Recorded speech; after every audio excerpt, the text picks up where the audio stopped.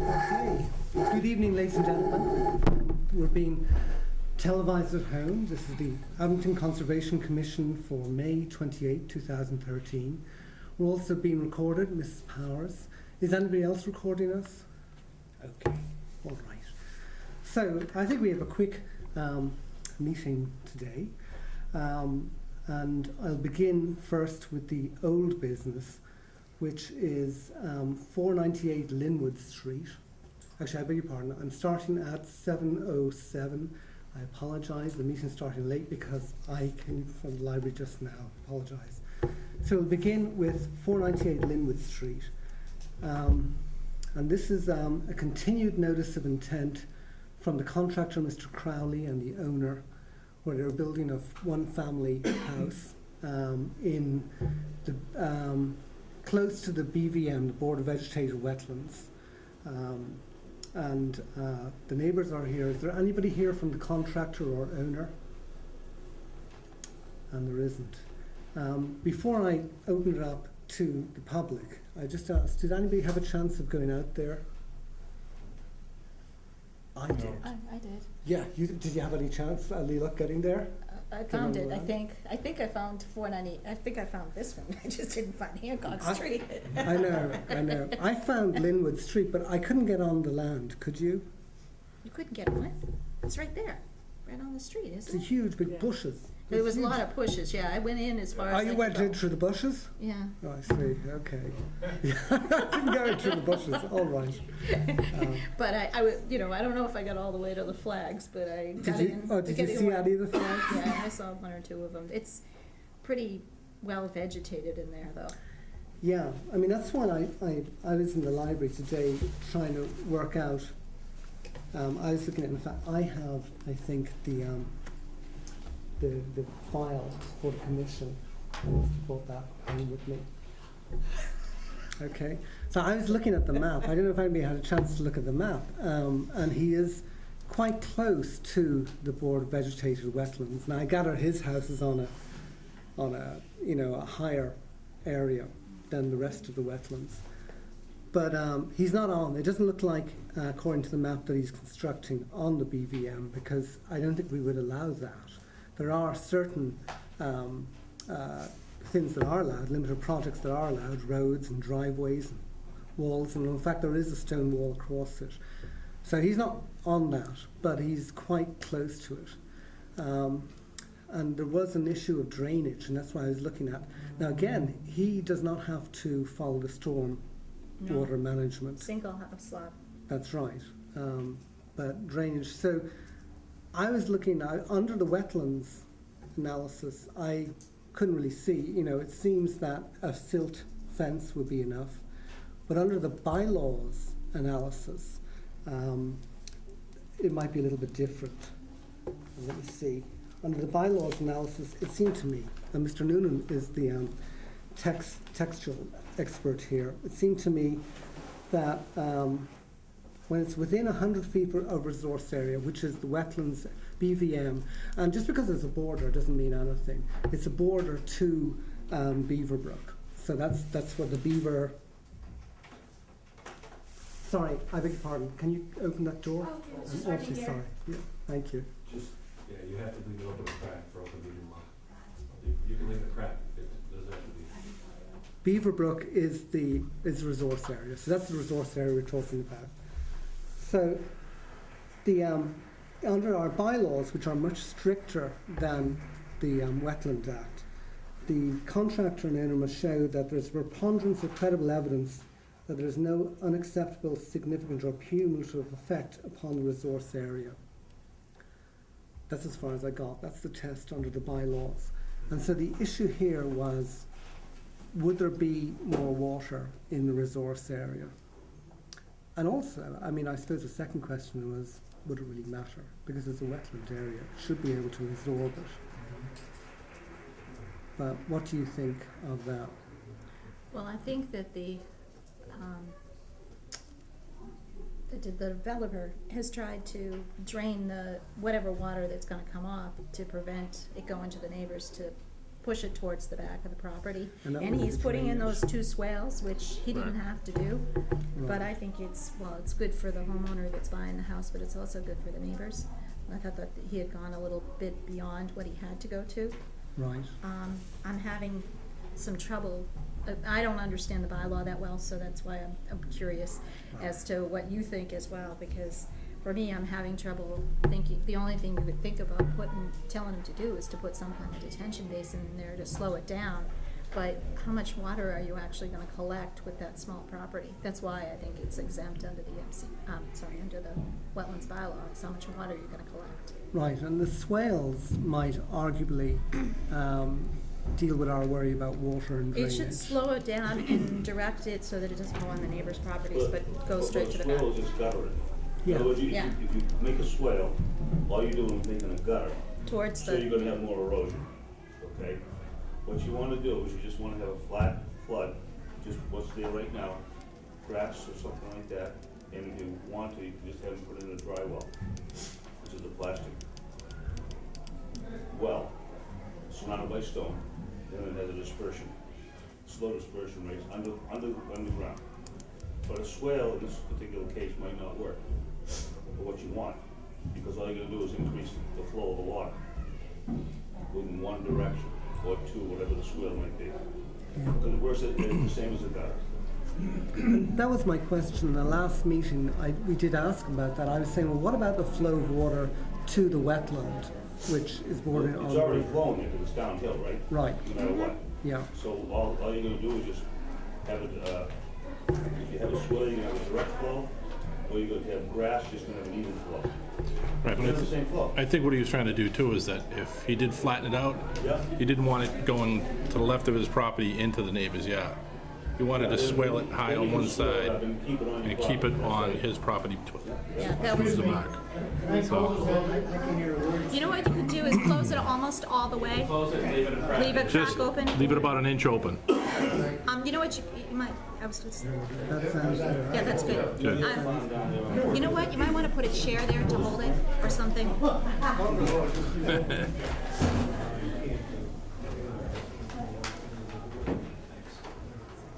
Where's Mr. Dombrowski? Right, okay. Okay. I mean, they're going to be gone in a little while. It's just the school. I think the kids had a presentation, so they'll be gone. So he's only dropping 4 feet. Right. Right, and the swales were pretty gentle swales, is what I saw. It was just to keep it off the neighbor's yards, is what his intent was.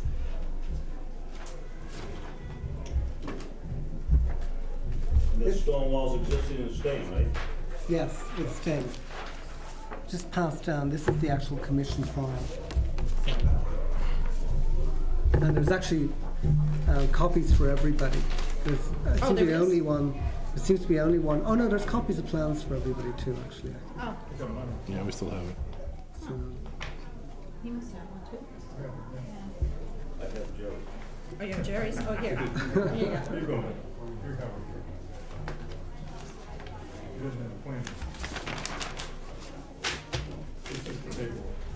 so looking at that, Mike, do you think that the swales would be sufficient, or would we need the dry well? See, he has it on the sides. It's flowing there now, Right. okay? So you're not, the water, and all you're doing is just changing the flow of the water with the house. And you're not gonna hit the house, it's gonna go around the house, and it's still gonna flow down. The biggest thing is, like Kathy said, is make sure that this is up, so it doesn't go in the neighbors. You already got a wall here, but you're still gonna have the same amount of water. You're not gonna create any more water. Okay.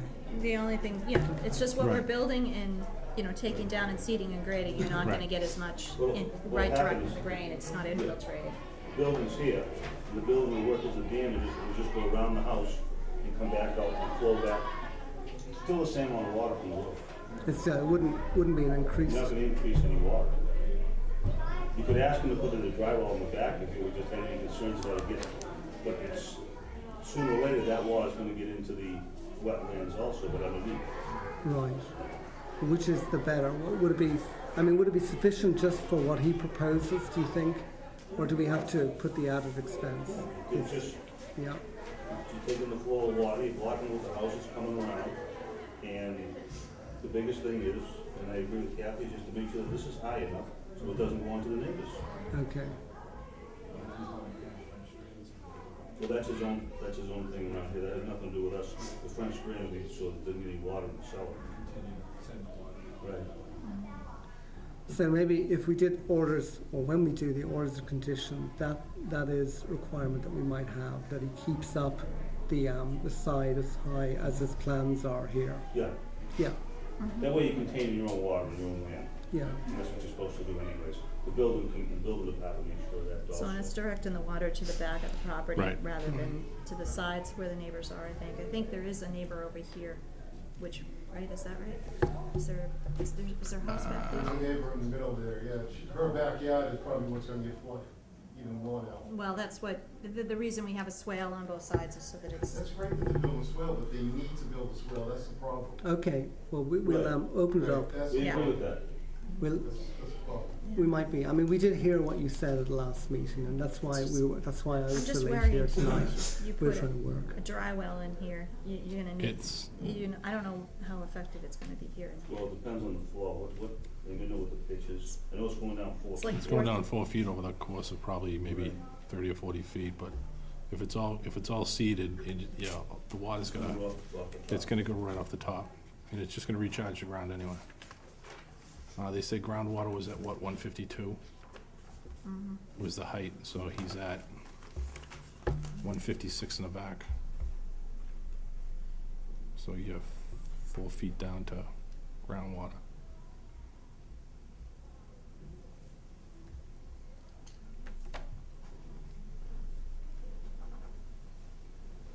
Yeah, as long as you put the stipulation in that he builds a swale, some kind of a berm.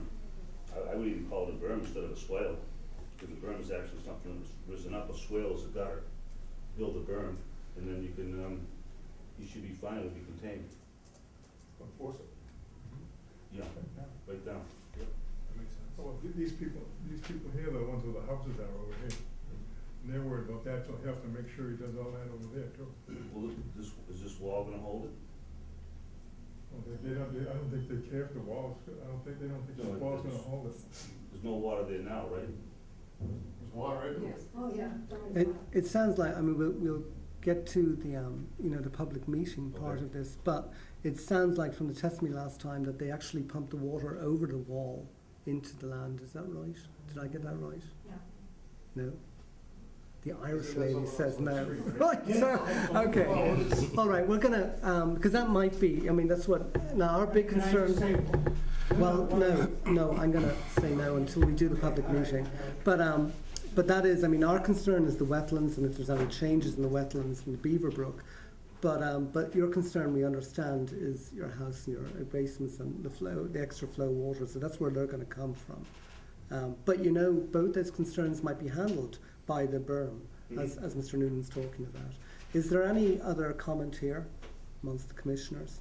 I think it's just like we were saying, as long as we keep, when we do the order of conditions, that they keep it as described on his set of plans by Wheatley and the engineers. It's done by an engineering firm. Yeah. That should be fine, and they're gonna keep it as what's on the plan, which he has the swells and he has everything going out towards the back. Okay. Is there any other comment? Okay, if I may, I'm going to open it up. So what I would ask you is just simply to say your name and maybe where you live. And I'm going to have to, I'm sorry guys, I have to start with the Irish lady because that's where I come from. So, Connie Fell, 362 Diane Circle. So my neighbor, Larry and Kay, are at the top of Diane Circle. So they're a little elevated next. And the back of the yard does get very flooded, even this last few days that we had. And it's just a stone wall. I mean, the water can go through, right through the stone wall.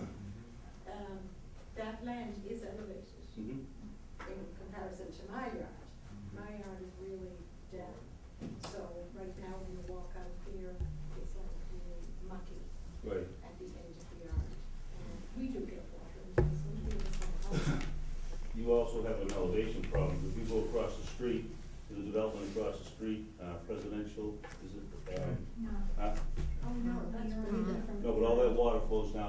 to Diane Circle. From presidential. Well, if I'm thinking of the right one, isn't You're that? thinking of- no, you're thinking of the next one. Diane's up Linwood. You're thinking of, Rockland Street, Guys down the lot. Rockland. where that meets- Oh, that's the end you're at? Yeah, right where that Yeah. sign is, Okay. that double Yeah. stop sign. Yeah, Stop sign. and that's still, all that water still will run down from really This is- one this is twenty-three. her, Think right? about how the water flows down This is Rockland her. Street. And you got a neighbor across the street that's up on the That's hill, All right. and Yeah. they driveway goes That's straight right, up, so so all that water it's not does goes from run in and downhill. she's got the But wetlands. at Rockland Street, No, just the land itself, man, that's all, just yeah, no, it's not even, no, it goes this way, towards your house, no, no? from my house. It's flat. Right. And then when you go down just beyond Hancock Street, it goes down towards Rockland. Anyway, that's Is Diane Circle where Lee Mann lives? my. Yes, it is. Yes. Okay, It's well, around you- the you corner. know- Jennings Drive. We're lower than. Right, but I'm just trying to make you understand that all the land, you're here, if you head toward Walmart, it's all uphill. So water is gonna flow down to your land anyways, uncontrollable, whether this project goes on or not. You're gonna be wet, only Yeah. because you can't stop flowing. Well, he would have to put it in the works. Um, Dennis, If he can contain this, like he says he's going to, in his lot, he could be fine. You're gonna get to it when you do it, and I have the right property. Dennis, this property, I think your property is, yours is Bithell? Yeah, If you look, most of your property abuts wetlands. oh, I know. Yeah, so it, I'm so it aware is, of that. yeah, so you are, Well, that a flood zone too, right? Yeah, Flood and- zone, Right. right, so you're in the wetlands and the flood zone. Right. So that, that back of the property is clearly marked and he's not going anywhere, he's not going in back there. You know, he is not, he is Richard going to Valley, part of your, 340 Diane Circle. Well, actually, she has the floor at the moment. yeah, I just want, have you seen the plans? Yes, Yes. I have. Yeah, okay, I just wanted to make sure you saw it, that's Okay, all. are you all set? Rich? Yeah. I just wanna say that it's great that he's gonna put all this stuff in, but I hear a lot of ifs and should, okay? That's what I'm hearing. Right now, where I live, I don't get that much water, but if I start getting water, you guys are gonna hear back from me, I promise you that. This is not a good idea for us at all. This is not good for the neighborhood. You're talking about a place that was supposed to be preserved. There's wetlands, there's flood zones there, and he already tried to build on the wetlands, but the zoning board didn't let him do it. So he's going back to this little parcel, and he's gonna try to work his way through. That's exactly what he's doing. We all notice this, we're not dumb. We know this land, we know this property. It's wetlands, that's what it is. And we're Well, trying to stand up just to show you guys that we Yeah. care about this property. And, you know, he can if and should and this and that, but when we're out, we start getting flooded out. You're gonna hear more from us, I promise you this. right. I mean, it is quite clear, you're right, about the wetlands. But the area he's talking about is after the wetlands, within the 100 There is feet. one point though, I mean, But you're stop right, he cutting is- these trees down, Yeah. what's gonna happen with that? You have the road here, you have the land that goes like this, you have all those trees, like you said, vegetation, slowing down the water. Once you start cutting those down, and you put your little drain in there, and 3 years later, everything floods out because they haven't cleaned the drain. He's not gonna come back and clean the drain, he's on his property. What is he gonna care about it? He's making all these little adjustments so he can build a piece of property and move on to the next. Who are we kidding here? This is a serious issue. We have wetlands, we have flood zones involved here. This is not just some ordinary little piece of property you wanna build on. Well, You cut the trees down, go ahead, cut the trees down. Okay. Well, Rich, we are taking it very seriously. You can see from our conversation that we were. Does anybody else have a point or Well, comment? seeing- You did, yeah. I'm Kathleen Fritz, I'm at 372 Diane Circle. Our land does abut the property. Yeah. And the way he's talking is he's going to build the land up in the front. So won't that make it higher than our property? He said he was going to build up in the front. He's actually gonna build a swale along No, your side of the property. No, I'm talking about the front of the land is going to be where he's gonna put the house. Said he was gonna be, at the zoning board meeting, he said he was going to build up on that land. It was a little bit of a drop, so he was gonna build it up. For drainage purposes. So for drainage purposes. Well, it is at a House- higher, the front of the land is that, of that map, is at a Right. higher Yeah, well, right now it height isn't, you than go down to go into the that wetlands, land, yeah. so he's planning on building up, so. He's building on that. It's not that he's building up. He's not bringing soil in. He's not making it bigger. He's actually just building on a higher height of land, because that's, Because he did say he was going to, He was saying also in the meeting here too, is he said he's building his foundation, the bottom of his foundation is gonna be 2 feet higher than where the water table is now, which he explained that, I don't know if your houses are in that area, but as far as in the water table, he was stating that you guys were actually built in the water table. I don't know if that's true or not, and that's probably why you're getting water too, he can but. say anything he wants, I think, but I'm not gonna be whole much stock in what he says, because he's contradicted himself so many times, and we weren't allowed to rebut at the zoning board meeting. I think we can do something about that now. I think we have so many days to go back again, I think. But in any case, that's a different issue. But I do feel like if he builds there, he's gonna sell that, he's gonna be long gone and hard to find if anything happens. And we're gonna be the ones stuck with any water or anything. So there's gotta be some displacement of water when you build a foundation. It's a state law, you have to contain your own water, whether it comes from your gutters or you. Yeah, but he'll be long gone, he'll sell No, the but house. even the new owners will have to make corrections. yeah, It we're not is a gonna be law. long gone. It is a law on the books that your water has to be contained. Any new construction has to have in-ground gray tanks for the gutters, and so it's contained, so it will not flow into your property. And if you actually look at these plans, the people on the left here, the Fritzes and That's us. Mitchells and so, you're higher than their land. He's at 157, where you're at 159, right on the plan. So he's 2 foot below in the backyard from your backyard or side yard. I don't know how your house goes. But if he stays with if he stays with his plans, your water will actually, looks like it's gonna flow into his.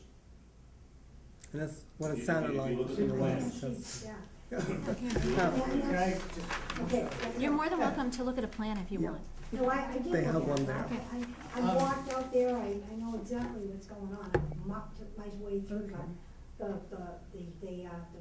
yard there in the back, and that, one more thing, that stone wall you're talking about, that's as old as Methuselah, as they say, that's not gonna hold anything, that's not gonna hold any water, it's an old. If we determine he should have a berm on that side also, and you're also 2 feet above him, then your water will flow into his backyard. And That's the way the plans look right here. When I see it. And you'll hear, when we talk about the orders, you'll hear how we address the problem of that he'll be gone in a few years. You'll hear how we do that. But you were gonna say something. My concern is not so much the flow of the water, it's the water table itself. I mean, I'm talking about water coming up through my basement floor. And it seems to me that if there's buildings in there and there's something going into the ground, it's gonna displace that water, which means it's gonna go somewhere, it'll come right back more through my soul. I've been pumping water for 40 years. I don't think this is gonna change your problem. You're still gonna pump water. He can't make your water disappear. No, we're not No, looking I'm not for looking it to for a disappear. bigger one. Just- We I don't don't want it want to it make to it get worse. worse, that's our Well, problem. by law, he can't, okay? It has nothing to do with this commission at all. That's a state law, that you have to contain your own water. And you actually have Where legal do recourse. where do I for put this it? problem. The actual one? Mud The that actual comes up. water? Yeah, where do I mean when I'm pumping, where do I pump? The street? In my bathtub. If he has to go in front of the planning board, the planning board has to accept this, as far as I know, that the water's gonna be contained on site or flow into the wetlands. It's really not this board's contention, this board's contention is not the regular wetlands. Would it flowing into the wetlands raise the water table? It's already flowing there anyways, all he's doing is putting. I know, but there's not a house there. All he's doing is making the water go around the house. The water is still coming on the property. Okay, no matter what you say, if you have a 6-inch storm of rain, the 6 inches of water that's gonna go on that property, all he's doing is having to go around the house, which he will have to have it contained with the berms. Doesn't make sense to me, but But the water's gonna come there anyways, no matter what, whether there's a house there or not. That's what, and I'm sure you understand that. Yeah. You have water in your cellar, it's into your cellar. this house isn't gonna change it, but he's gonna put a house there, he's gonna change the flow of the water, but he has to contain it, so it'll flow down to the back and not any more on your property. And Mr. Fritz, just if I may, I'll just speak up on the longevity of our orders. You'll see that they actually are, one of the things the contractor has to do is put this with the Registry of Deeds. Our orders go with Registry of Deeds, and the whole reason for that is that it goes with whoever owns the property. So if somebody comes and buys the land tomorrow, the orders we have go with them, and in 10 years' time they go with them. We often have an issue where 10 years later somebody comes back for a certificate of compliance, and we have to look again and see have they followed what the orders were. We also actually, as much as possible, because we're all volunteers, keep an eye on what's happening, and we do have under the bylaws, we can enter on the property with their permission and just look and see if the orders are followed out. But that's why I was talking about what are we going to say in our orders, because that's why it's so important. But they do continue on through every owner of that land. Well, could I ask you something? Yes. So does the builder kind of get off scot-free once he sells the house? It's the owner's responsibility. Well, it is the owner. It is the owner's responsibility. You have to have somebody who stands up, Yeah. who So the buck stops builders with. can kind of say that they're gonna do all this and that it's gonna work and da-da-da, and then they sell it to some unsuspecting guy who then takes the fall if it doesn't work? Well, Is that how it goes? I mean, he's not going to be able to sell the land unless he does builds according to his plans. is he? Plans and it's all engineered also too. I know. Yeah, I know, we've been through this before. So Is the- that what the penalty is if you don't put in something like that? What if you? If you don't follow our orders of condition, Yeah. well, they range anywhere from asking them to go back in and repair them to, it's true they involve fines and all, but it's far better for somebody to repair a problem than, it's not punitive. The whole idea is that we're a community, we exist, we want to live together, we want to preserve the resource areas. And that's what the conservation, we're not the building inspector, and we're not the planning commission, and we're not the zoning board. They each have their own things that they worry about. We're just looking for resources. But we do take as much as possible everything we can. Is there any other comment? Yes, Yeah, sir. I just have a quick question. Matt Hannigan, I live 352 Diane Circle. I apologize, sir, with the blue shirt. I guess I have a question for you. You're saying the water's going down there regardless, and I'm just asking, I haven't made the other two meetings due to work, so I don't know if this is the place I bring it up. But I live right next to Connie, so the way the road goes, my backyard is kind of where it plateaus. Like Rick said, he doesn't get that much water. Anyway, the water kind of flows through the Fritzes, through the Biffles, to my house. So I guess the thing I don't understand is if we clear out the forest and the trees and he builds the house, isn't it forcing more water right down to where it pools and more that like from my north? The water will move faster probably to the wetlands, but the same volume of water is probably going to hit the wetlands over time. Well, and again, I'm just asking, but if it's flowing faster, doesn't that make it harder for the ground to absorb it? So my yard, or possibly as the water table could raise up, so my basement could get flooded more, or? Well, the planning board will help with that, with making sure that he doesn't have a pitch of like, Did they go to planning? from, a Are they going 4-foot to pitch. planning? I don't think so, zoning, So he right? pitches the Well, they're going to land planning Okay. too. Oh, they're going to so that planning. it'll slow the flow of the water down. Okay, They can actually make him pitch it Before up, planning, yeah. so it goes up and then over. right, okay. You can do that I all don't with think so either. construction. Okay. And that's not our concern. Our concern, the planning board would make sure if you went in there and said, this is my concern, Yeah. and they can I have know, a I got it. change Because of it's just a grade Form A to a lot, right? point that, I think, I don't think it whatever goes to the planning. percentage would be. And I He- think, Well, no, there no, I'm is. sorry. Until I got a call didn't on interrupt, this, but I think actually. you just answered my next question. Um, Who would we see, and I think we're all asking the same thing, who do we see or who's responsible, like, to make sure that it's put in place, or when, I'm not gonna say the guy's not gonna do it, I never met Mr. Crowley, so I'm not gonna presume on anything. But if all the theories he's given us are good, but if they don't work, and we're all, now we're getting more water, the basement gets flooded, my downstairs gets destroyed, like, what's the recourse? And I know this isn't, you guys are the conservation, I understand that. Yeah, but I can explain it to Okay, you. great. Okay, there's a set of plans stamped by Russell Wheatley, he's an engineer. Okay. So he presents this to the building inspector and the planning board. And they will then hold him responsible to make sure that the grades are shot. and to the point that they establish. Okay. Okay, that being said, there'll be stakes in the ground, and the building inspector will, or, you know, if he doesn't like it, the engineer's gonna go up and have to reshoot the grades. But you can help establish that in the planning board meeting. And Mike? there was a discussion about whether it would go before planning, but actually I think it is an issue of planning. Every building permit has to be stamped by conservation, zoning, And planning plan. board. Right, And but in I don't fact, think it's going before the planning board, because I think it's a form, it looks like a Form A lot to me. no, it does go before, because the planning, just like, you Has to know, be signed off. yeah, it has to be signed off. Every building permit has to be signed off. I think the building inspector might, Sign off for planning, I don't know, because actually I Do you have know? fielded Field questions Actually, on, yes. I know Oh, the answer to that. Mike Lloyd from Burton Engineering. I do a lot of engineering presentations throughout the state. The planning board only has authority on access, frontage, and area for an A&R lot. They do not have authority to look at stormwater on a single-family lot. They don't look at the drainage. Unless it's in the bylaw, you had a special stormwater bylaw and it was under a special permit.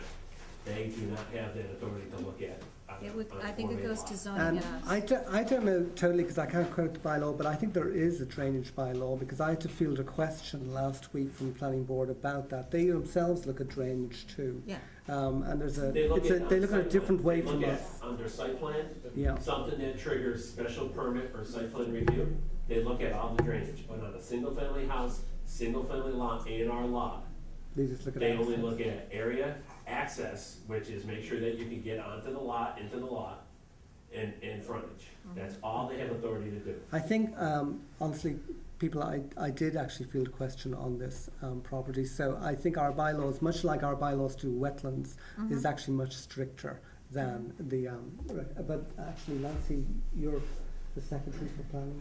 No, No, thank yeah, God.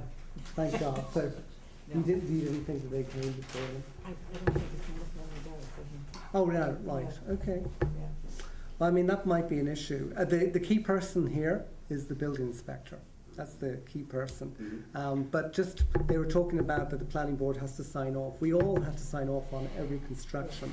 And for instance, the Conservation Commission, what we do is one of the commissioners, at least one, goes out to have a look. And if it's an issue to do with conservation, it actually does come before us.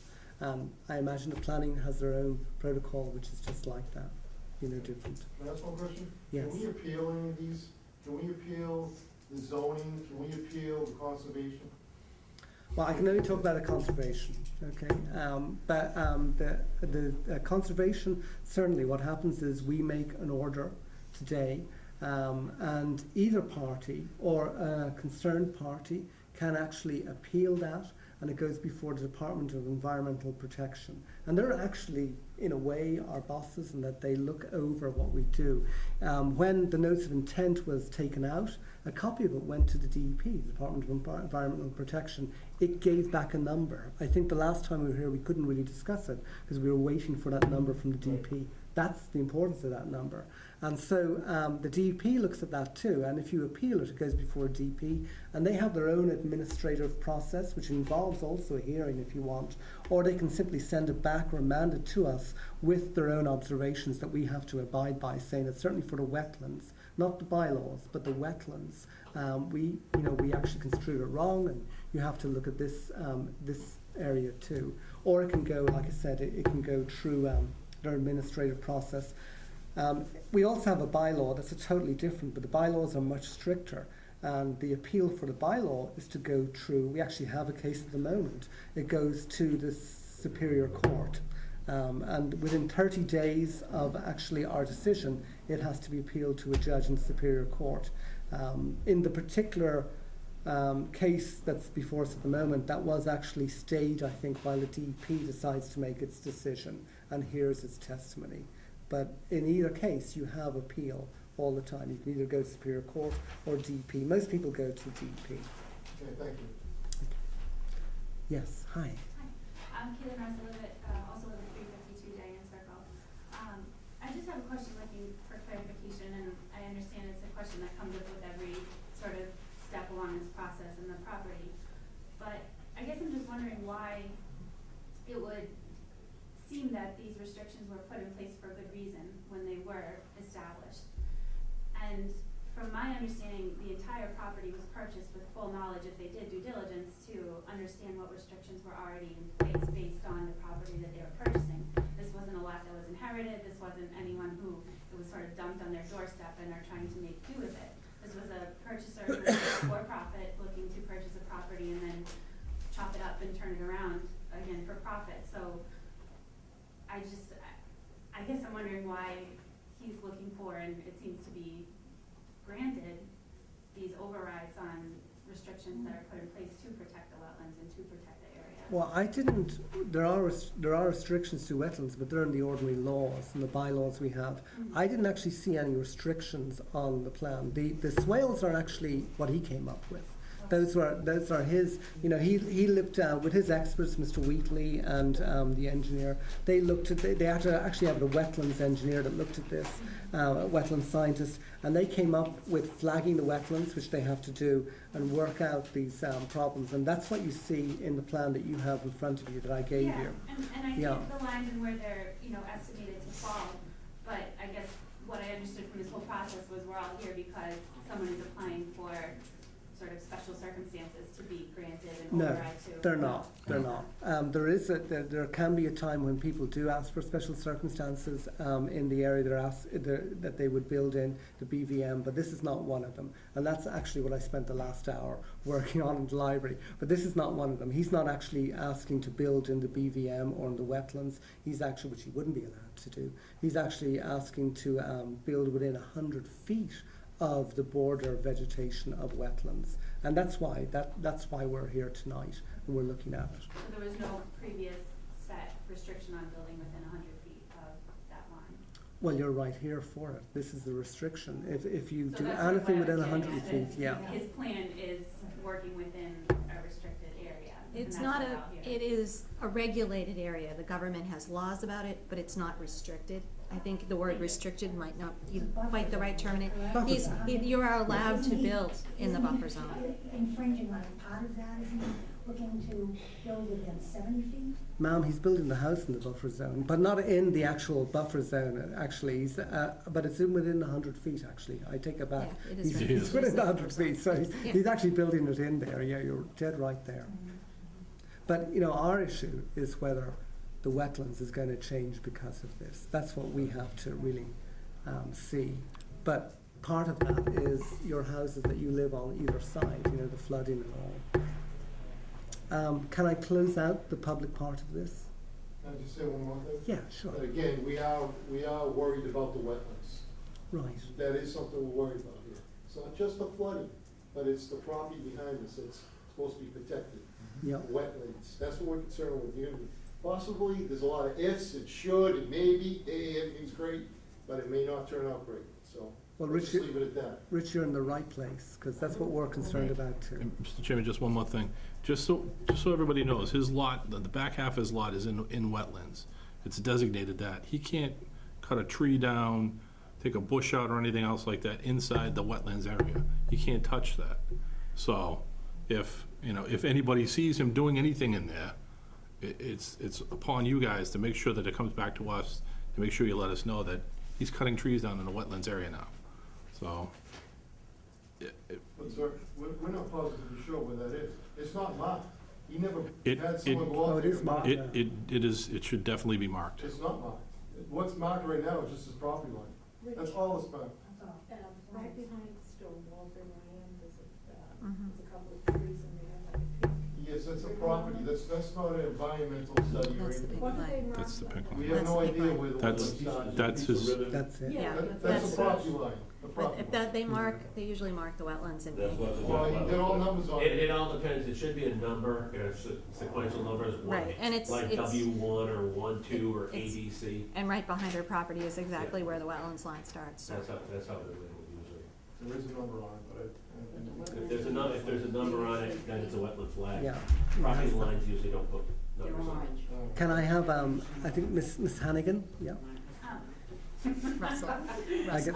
Just one last question, not that I need, another comment to make, but should there be problems with the measures that you will suggest to the builder, who's sort of the governing body or the person to take those concerns to if we see problems with the firm, I think it's called, or the walls? You would go right to the building inspector, because Building inspector, okay. he would be the one that's gonna be controlling the whole thing after all the boards. Yeah. I mean, if there's a complaint about, cutting trees and all that stuff, you do literally pick up the phone or come in. Nancy is right over there, and you can tell her. We move very, very quickly. We move within 24 hours. Yeah. Just so that you know, the building inspector, he works 5 days a week for the town, in the town. We're all volunteers. Yeah. That's why he will be running the show. Okay? So, for instance, there was a property a while back, and there was a big problem close to a river with a house, and the building inspector called us all out on an emergency order. We came out within the 24 hours, we did the emergency order, we've moved on there. So, we move very, very quickly, and it's not a problem. There is a protocol. And the same thing too, this goes 5 years from now, 10 years from now. If the house changes hands and somebody else is in and you see them, they're bringing in truckloads of dirt to fill in the swells on either side, that's a no-no. They can't do that. We'll have all those orders and conditions. They'll all be deeded to the house. They can't change any of that. Could I make one comment? I noticed today, walking by, that somebody has been in there already. It's like they just came down with a bulldozer or something, and they're knocking trees down already in the front end of that property. Well, you sure that wasn't me trying to get in? But, They're not that big. I mean, he can certainly. I think he's coming before us, but I think it's he may have already got permission to go forward on the building from the building inspector. I don't know. It's very That's possible. great. It's very, but well, you know what? I don't know that. So, if I may, can I close it out? Yes. Can I make a suggestion? I've been in other towns where the commission has required as one of their conditions, a covenant to a covenant to notify future owners that there was a wetland plan of record on file. Because once you close out your order of conditions, the future buyers are never gonna find it. But that covenant is always recorded with the chain of title, so they can go back and look back at this plan that you're approving, and it solves issues. Other commissions do it all the time. Yeah, that's an excellent idea, and actually it is within our orders. We have draft orders that we do. I mean, we can change them, but it is within our, let me see. It's recorded. It's H2 and H4 of our orders. So, it was a good idea, and somebody else was told of it too. Okay, I'm going to close out the public part of this. And if I may, we're going to do the rules of condition. Do you feel comfortable there? Going forward with rules of condition? I think we need to close, Or we need to petition. close the hearing, and then we have to take a vote on what we're gonna do. Right. And then we can get to the orders of condition. So, I mean, the reason I asked that is if anybody wants to go out it before that we actually do it. No, we're all set. It's consensus. Okay, so let's, first, there's a notice of intent before us on 498 Linwood Street. Do we have a number for that? We do. It's 84,467. 84,467. Do we have a negative determination or a positive determination on this? And a positive determination would be that the wetlands and the bylaws do apply, wetland laws apply. A negative would be that they don't apply. So have I a motion for we take the negative first, I think. Have I a motion for the negative? Oh, we're doing a notice of intent? Yeah, we've done the notice of intent. Why are we doing it when, Aren't you going forward and saying that the bylaw, obviously the wetlands apply, right? yeah, Yes. Yeah. So I think that's sort of. So that's a consensus. Okay, we don't have to do a vote. All right, so let's go right in to the orders of condition. Kathy, do you think that there's something else we've missed here? Did we, I'm sorry, Dennis, you're confusing the heck out of me tonight. It's been a long time for me. Okay. This is a notice of intent. We have to, don't we vote as a group that we accept the plans as stated? We voted that Yeah. first. Oh, yeah, don't we vote that Okay, first? all right, let's So- do that. Thank you sorry, for telling me that. yeah. Okay, so do we accept, well, actually, but we're not going to. We're going to accept them with our orders, our provisions. So actually, I don't think that's quite so. But do we accept the plans as stated with qualifications? And those Yes. qualifications are that the contractor builds the berm that contains the water drainage as described in the set of plans of Mr. Wheatley of May 1st, 2013. Would that be correct? Yes. Yes. Is there any other conditions? And then we'll go through the orders with our additional approved conditions. Is there any other conditions other than the usual draft ones? Okay. I'm also going to there's a section in the order conditions for bylaws, and we're going to do that too as well at the end. So I would look at the orders and conditions, and do we have copies? So I would make a motion to approve the plans as you just stated, Right. dated May 1st, 2013 with the modification with the berm. Okay. Does anybody want to second that? A second it. Okay, and let's do the conditions before we All in- actually, well, let's do the conditions before we actually vote on it. Okay? So let's lay out what the conditions are. Okay. Does everybody have a copy? Jerry? Yeah. Nancy, thank you for passing these out, by the way. I didn't think to bring them tonight. These are my favorite. So, the first standard order of conditions is A 1 through 6. They're to do with erosion and sedimentary controls. Okay. A1 obviously applies. I think he has shown a 10-foot buffer from the wetlands edge depth at a minimum. So we need to add the 10 to it.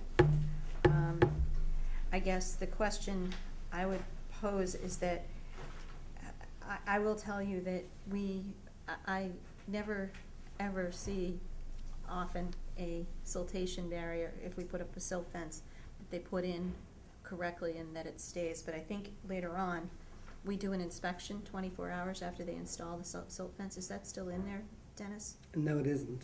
Because that's what we used to do. We used So to. that would be an extra requirement. That we put. used to have one in here. I thought that we would, they'd notify us and then we'd have like 48 hours to go out and check that it was installed correctly. Before they start their work? Yeah, and that way we would feel a little bit better. They might have to cut their way in, which makes sense, but to get in to put in the siltation barrier.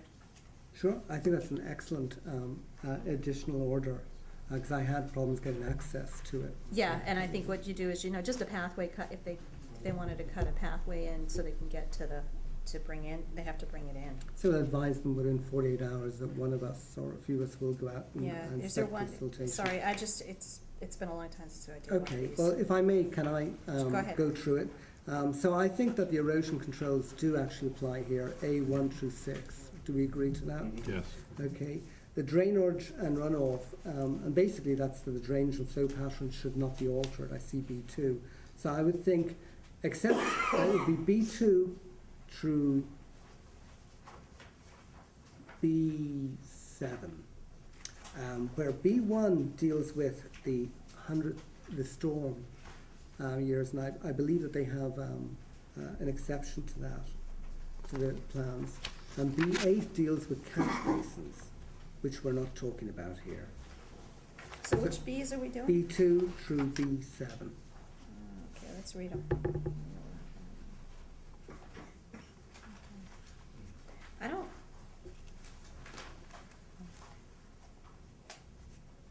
And Except B2,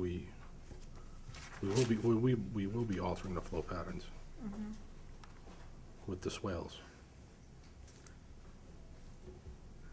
well, on the land he will, not on the wetlands and not on the BVA. Not on the wetlands. not And on actually BVM. B6 is Mike's berm. They talk about a parking lot, but we're talking about a berm around the area. Okay. so you just have to adjust the word parking lot to, yeah, just a berm shall be installed around the perimeter along the perimeter Yeah, of the this will property. this will just be a, To contain indirect flow of water right. to the back of the property. Right? We have to rewrite that one. Doing mulch beds, they put mulch beds up like Yeah. this on the property. That's, you dress it up nice. So Nancy, did you get that? I think I said it. She's all set. A paved berm a berm shall be installed along the perimeters of the property to contain and direct the flow of water to the back of the property.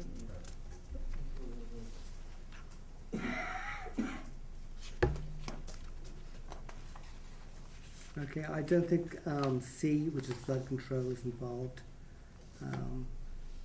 I don't think D, which is store surface water, is involved. E, which is wetland replication plans, is not involved.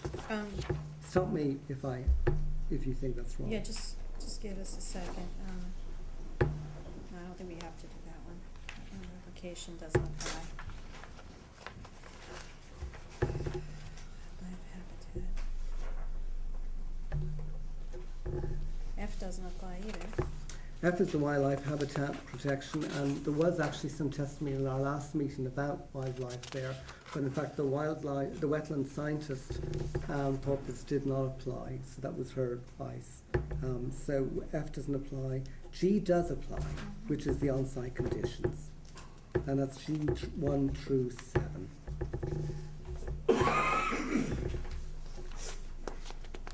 H does apply, which is administrative conditions.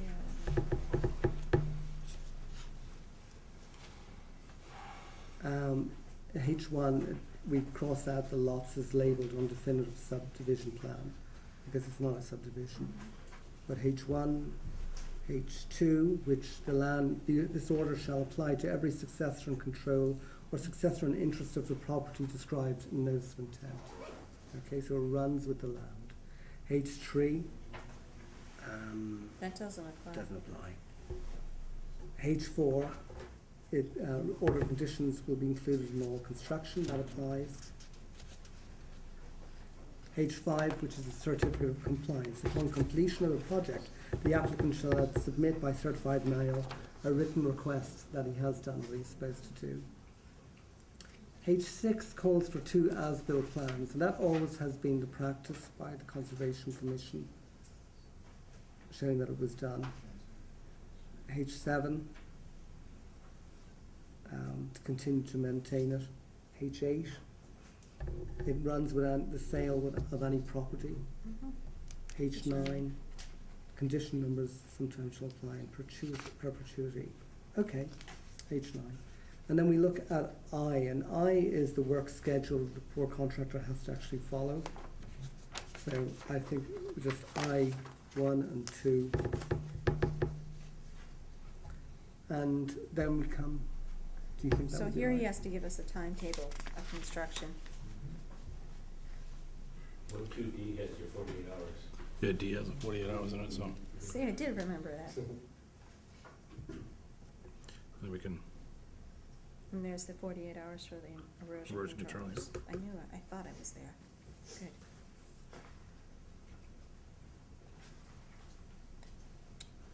Good. G doesn't apply? Right, G isn't applicable. H isn't applicable either. No.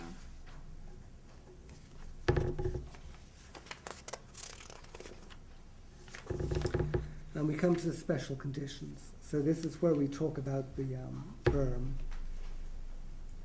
Well, the berm would It's already mentioned in our order, yeah. It's no law. This is what this gentleman was concerned with over here, and it says right here, the existing slope, and the slope will only be a 3-to-1 slope. Okay, that means it'll only be down a foot every 3 feet. Okay, but, so it's still coming to a slope till it reaches my property, right? And that's Well, this is what it says here. they're not even going near your property. Your property abuts the back of the Just like you wetlands. said, but you can't grab even a 3-to-1 slope, the ratio still sends the water. Yeah, so it's still downhill. Right, so, but, I'm sorry, so the water's not going into my property? The water will slope back towards the back of the property, but they're not changing any conditions towards the halfway between the back, actually, you'd have to almost, From what exists today. from what exists today. You can't even go there and touch it. Man-made, right? Right, so. This is man-made up in the front of the lot. Man-made. Towards the back of the lot, when he even comes near the vegetated wetlands and where the wetland flags are, they can't touch anything. I don't think we need this. And I don't have my thing I in don't front think of we me. need J. I'm sorry. Well, J1 is what Mike was talking about. Should we include that? Well, except, do we have a 3-to-1 here? I don't think we have a 3-to-1, because we start at 161. Wait. Drops 4 feet, but, That's less than a 3 to 1. that's less, what's the distance on this? Where's the scale? Ha ha ha, I forgot to, we didn't put the scale on here. Oh, wait a sec, he usually has it. It's an inch, 20 feet. 4 feet over 80.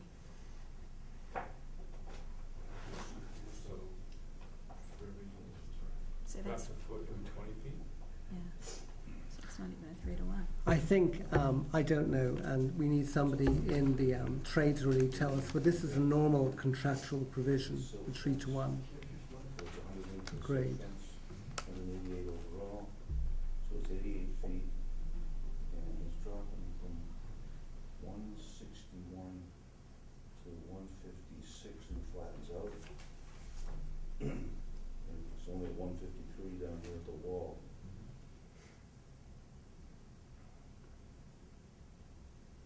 So 88 feet, he's dropping 4 feet.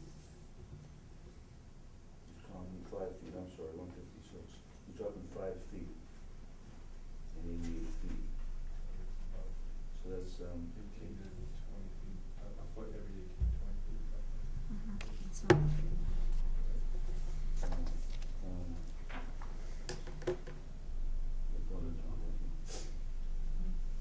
So it is, we've got 161, you got 156, okay, that's 5 feet, that's 88. Call it 100. That's, But you don't have the, that's a 5 to he's 2. not, these aren't, That's a 2 to 5. 5 to 2. this is not the same as 2 to this. 1. It's about a 2 to 1, a little more than a 2 to 1. So Then- the height on these are gonna be Look at this, lower we'll show you than, something. and they don't measure those, they only show it as This a, is just a- they only show it as a slope You got 108 on your contours. back to this. On the contour lines, it only shows the top of the contours, not the bottom of the contours. So the bottom of the contours could be deeper. So he's got 88 feet starting from here to here, to the silt fence. Then it levels out. This is not being touched. Okay.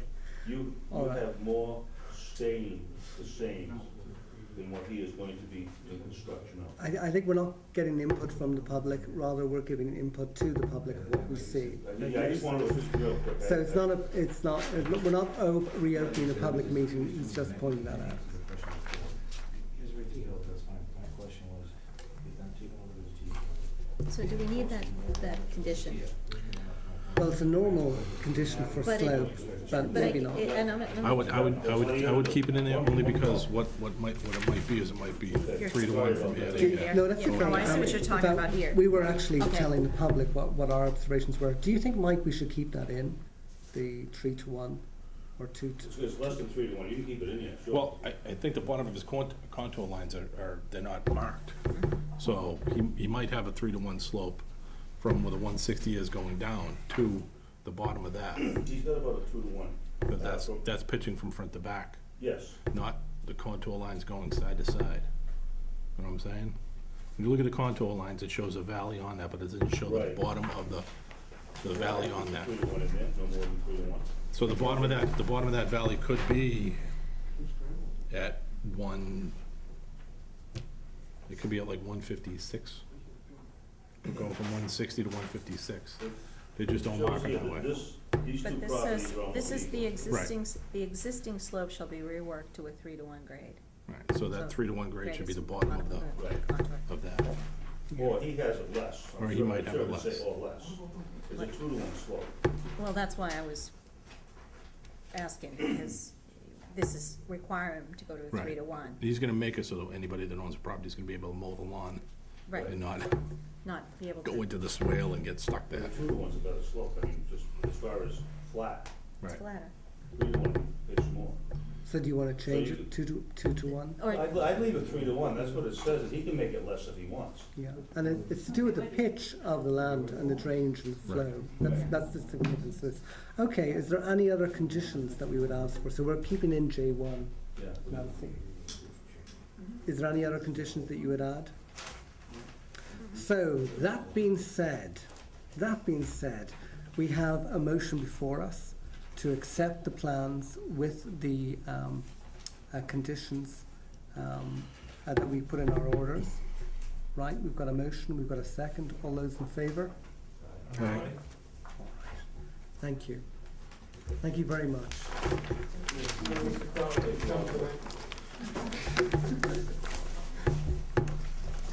Thank you. Okay. Nancy, we should pass these back to you, huh? We should give her back her orders, 'cause I think. I she- wrote all of mine. Yeah, well, 'cause she'll pass them out to us again. I mean, you can keep them, I was just making. But you made us, but they were in our box, weren't they? Were they? Do you guys want to hang on to them? Yeah. They can have them. All right, all right. Here you go, Bill. You get it here too. Put this back in. You don't need this. Okay. Here we go. Can you pass that over there?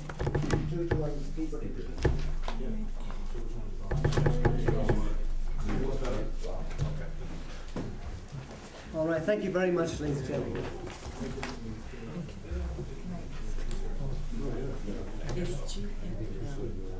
Thank you.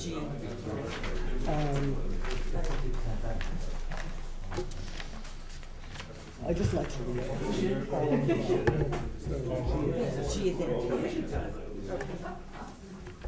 Right, ladies and gentlemen, those were our first orders of condition that we did, okay? I'm very impressed, I am very impressed. Actually, if I may, can I reopen, I'm sorry, can I have a motion to reopen this order of conditions just for a minute? Can you? Sure, I'll Michael, make the can you motion. Oh, sorry. Yeah. Made a motion. And second, all those in favour? Aye. Aye. Nancy, I'd like you to put at the very end of the orders of condition, there's actually a part that deals with our bylaws. And the orders that we gave are pursuant to the bylaw 171-5A.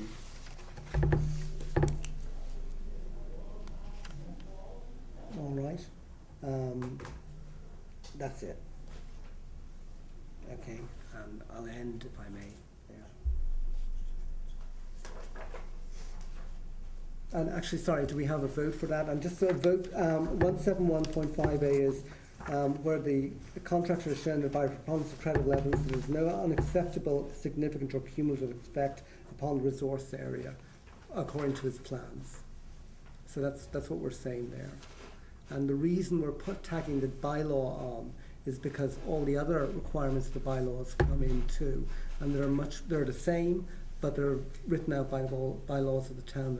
They're much more specific than the wetlands.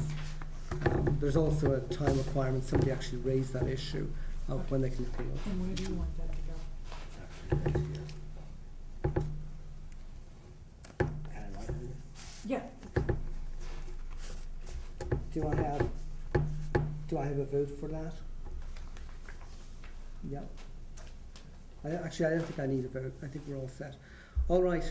Can I move on to the open space update with Jim Watson? Do we need to close that? Pardon? We don't have to close it, do we? Yeah. Can we close that hearing? Do I have a motion to close? Thank you, Bill. Second. Thank you, Russ. Okay. All those in favour? Aye. Keeping me honest. Thank you. All right. The next part of old business is the open space update. This is really what the Conservation Commission was about. Does anybody have any comments? I mean, Mr. Watson isn't here. Does anybody have any comments about the open space? Well, I think I just had the same comments I had before, which was that I really wanted to see more connection of like the town to trails or something to both the air base and to Ames Knoll and Rockland, the Rockland Old Colony. Seeing some connections, because that seems to be the thing that we're missing. You know, Yep. they have the Old Colony Rail. I think you were talking about that Mhm. last time too. and they've done a really good job, but we haven't really participated in that. But if we could get connected, that could help us connect with the other communities, but I think that we're bisected by these crazy highways in our town, and there's not a lot of easy, safe ways for people to get. You know, we have no bike lanes, we have no hiking paths to get to places. Did anybody read the article in, I think it was the Mariner, about the bicycle lanes, about what Rockland and Norwell is doing? Did you read that, Russ? Yeah. The idea is to have this one, using the old railroad, have one bicycle trail going all the way to Situate, I think. Right, right, Yeah, and if we, I think we have that, that's actually in here. right.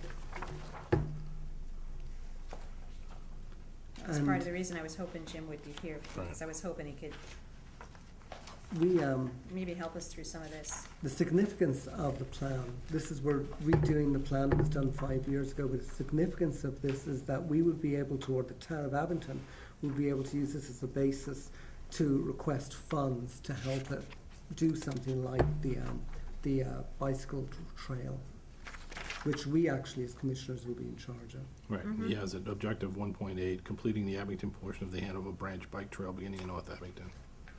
So I'm not sure, I think that's the one that goes through Rockland. 1.8. Yes, but it And would be the one nice to below it, see, too. us connecting wherever it is in North Abington, to the rest of Mm-hmm. Abington as well. And he also was talking about connecting other bike trails to other portions of Abington also too, like the one just below it, exploring and implementing any remaining opportunities for trackside bike trail offering level state crossing access to the commuter rail system. I think he wants to he was talking about trying to do something between other sites, other conservation land and other sites also too. Bike trails in Ames Knoll State Park, I think was also mentioned in here.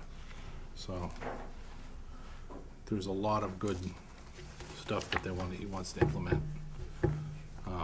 Same thing though, it all takes money, so. Yes, but this is the first step to getting the. Right, because if you have it in here, then you can use this as the basis to, Ask the federal government Ask. for the money, yeah. but, you know, I don't know that we have an open space vision, you know, I think we've got this plan, but This no is vision. it, you and This is Joe it. are it, yeah. That's it. What he had what Mr. Watson had suggested was that we organise a public meeting that anybody's interested in that comes and talks about what they would like to see. And then that we go back, finalise that opinion, send us a flat plan, it will be sent up to the selectmen, and then we'd follow through and see if we can actually, change the open spaces. And assist the new town administrator, town manager, in doing that. I think, except for a day, when would be a good time for a town meeting? We have a town meeting coming up, of course, which is, did anybody know the date of the annual town meeting? June 10th. June 10th, right. But other than that, it's summertime. So, I'm not too sure if there's a deadline on this plan. I don't think there is, because I don't think the Old Colony Council have been paid yet. So, I don't think the town of Abington has paid them yet. So maybe we should think about having a meeting maybe in September. But what do you think of that? I think you either need to have one very soon or Yeah. September. I don't think you should hold anything in the summer because you won't get a turnout. Right. And if we're holding any town meeting, it's the annual town meeting for the people to vote the budget. And I think right now people are gonna be focused on that. Yeah. And actually, the Board of Selectmen do have an article in here for $10,000 to the Old Colony Planning Council for updating to 2006 open space plan. That's this. So that's this. That's this. So we have to be sure to vote for that one. All right, I'm going to close that out if I may. The new business is we have two orders, two requests to amend orders of condition, and the first is for Hancock Street. And who do we have for Hancock Street? Fine, I'm very sorry. We're running very late. Sorry about that. I've got commissions up by us that actually go to 10:30, 11 o'clock. Yeah, at it's night, not us. so. It's not us. Honest, we're way over our. This is, our I've deadline. actually been on at 11:30 before, Oh, man. for meetings. It's I time to actually had a cancel the planning meeting. board that I didn't get on, I had to ask them to open it at 11:59, and they took me at 12:15 in the morning, a planning board in Westfield. So. I think, for the record, my name is Mike Loyne from Burton Engineering Associates. I think all new faces that I could remember here, except for, I think, two, maybe. Back in January, in the end of last year, we came before the commission and the planning board, zoning board of appeals, went through all the commissions with a plan for 54 apartment units at 0 Hancock Street. 0 Hancock Street is the land up behind the lobster barn. There's a gravel access driveway just before the lobster barn, just off of the intersection. We're back before you. We were issued an order of conditions on January, I think, 14th of this year. And then we went to the planning board. As part of the planning board review, we went through with PMP, Mike Peralt, went through comments and so forth. And basically, the only thing from what we had in revision 4 to revision 8 was the change in elevation of the leach field over here. Let me get you a page that shows you what's going on here. Okay, this is right here. Just a little history too. The wetlands were all done with an ANRAD and hired, I think it was Westbrook Consulting, your consultant, went out there for the board, verified all the wetlands and so forth before we started this project. So there was no contention on wetlands, what was wet, what wasn't wet. Was it Westbrook, her name? Or Pinebrook? Pinebrook Consulting. Pinebrook Consulting. So this is actually the lobster barn. We'll be sitting here. There'd be an access driveway coming in the back. There'd be 2 buildings with 54 units of apartment units. The area of wetlands is, you can see wetland flags around the perimeter. Here, there's a wetland in the middle here. This was checked by your consultant because originally we thought it might have been a vernal pool or so forth, but it has a defined outlet, and it didn't have any of the characteristics. We went the right time of year to check for that. So that was designated as a wetland. The wetland comes across there. This is the perennial stream that runs out of the swamp that's up behind the logging company, Hallmore, all up in there. Comes down to a perennial stream. There's a 200-foot riparian zone where we do go in a portion of this, but it's less than the 10% of the entire site, and we don't anticipate doing anything more. The only thing why we're back before you is none of the limits of the hay bale line limits have changed.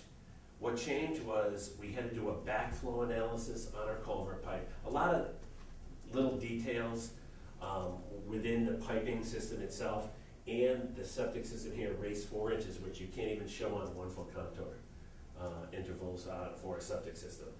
And we're just asking for an to amend this set into your order conditions, because part of the planning board approval, they've ready to sign off, but they can't sign off until the recent set has been approved by the Conservation Commission. And that's where you went earlier, where the planning board looks at drainage and everything else. This is an example. On big projects, it does. And so this is why we're looking at, with the revision 8, that would be considered revision 8, would be the area of change that we're looking at. I know it's tough for you because you really weren't part of the whole project. I think you were here for the presentation. I was. Can you point out where the wetlands are on that revision 8, on that contract document? Yeah, let me. Do we have a set of plans for us? Makes it. Revised. Yeah. Oh, and is that just one set, or is Yeah. that? That's 2 sets in there. Do you want to open it up? Let's have him talk for a few minutes before we look at it. Hear him out first. It's a very big project. that So, Abington has. so were there revised, I mean, did the drainage change, or is the septic system change? The septic system raised 4 inches, and then the drainage, a slope line raised 2 inches because of a backflow in a pipe, or a pipe, the size pipe changed from an 8-inch to a 10-inch. That would be the only change. Nothing affecting the perimeter has changed. I have the matchup, if you'd like, the revision 4, that you did approve, the set of plans that was approved So with us. we approved revision 4 and you're on revision 8 now. Yeah, and Okay. these are revisions. This Just is, trying to make sure I'm this is following back, this. this is, I don't know if you're aware with PMP, and Mike Peralt does a very Yes. in-depth, thorough review. And a lot of times it might, towards the end, the last 3 revisions came down to like 2 or 3 things. One of them do a backwater analysis, then I'm thinking off the top of the one culvert pipe. One was to verify the riprap apron, the size of the riprap apron. But basically, everything was within, nothing changed the outside sloping of the entire site that was previously approved. So the bottom of the septic system came up 4 inches?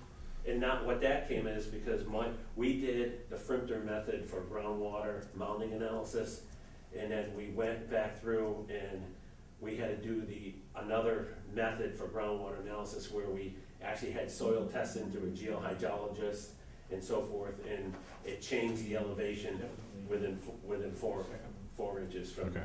it raised it. But as part of the planning board approval, generally, something like this is presented to the commission as a minor change, and it's carried through. But I think, the chairman, you wanted to make sure that we went through the whole amendment process, and I know what, it's better for us to, He just kills you, the chairman, he just kills you. But I was gonna ask, on that contract document there, where are the wetlands that you see? the wetlands are, do you have a highlighter, by any chance? No.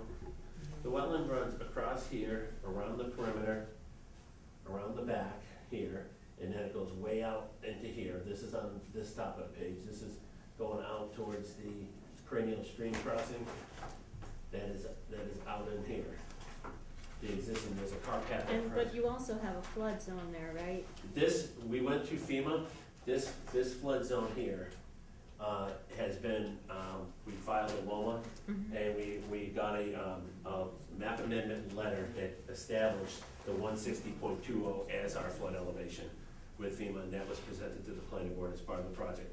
There are a couple areas where we've, did go into the flood zone area, and there is. Do you have compensatory storage There's for that? compensatory storage on it. There's compensatory storage.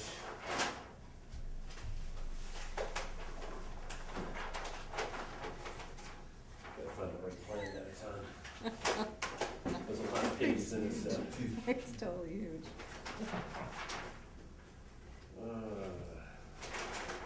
It's been a while since I've actually, been through these plans. It's this way. I need to get that one bigger, it'd be easier for me to find.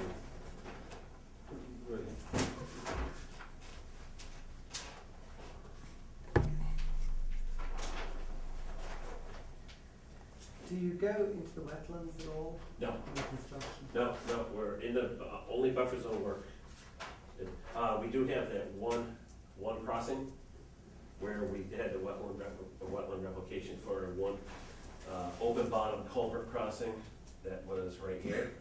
And we did a 2-to-1 wetland replication. So is that considered a limited project, or was it just? That was filed as a limited project. Okay. The crossing was filed as a limited project Ouch. prior to that. This is complicated, huh, Dennis? How much feet how much is the replication? The wetland replication is 4,000 square feet. So, it's only 4,000, so it's 2,000 was the wetland. Yeah, the actual wetland impact is, let's see what's labeled here, 2,068.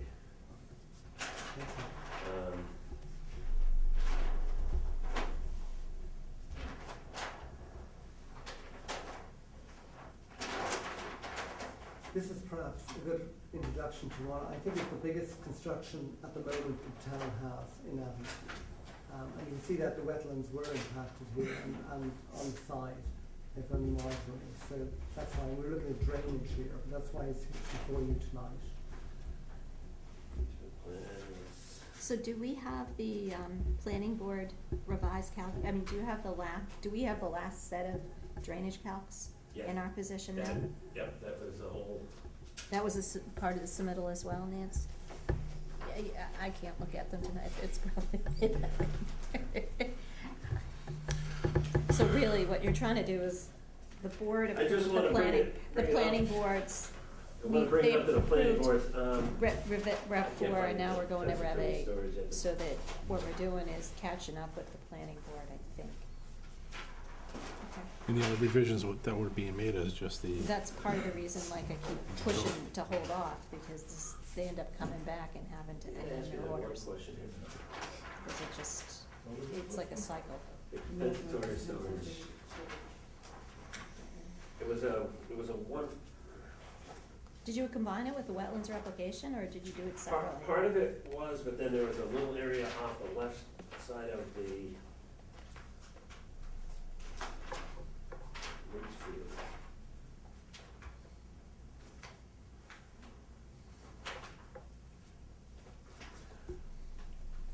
No, actually, you know what, that was on the previous, that was a previous revision. We had, now that, we had it originally, we actually had it over here off the backside of the leach field. But then when we took it, because it went down closer to the wetlands, when we had to do the replication, we added it to the replication. You were right. You were. But then, yeah, see, because the wetland is all the way down here. It comes around, there's a little finger comes into here. It comes off of the property, and then over here, off of the property, it comes up into here, ties into that round area, and there's an outlet through here. So that is the area of the culvert project. And with the calculations, we were required to go with an open bottom culvert through the area, which is example right. An open bottom culvert for what?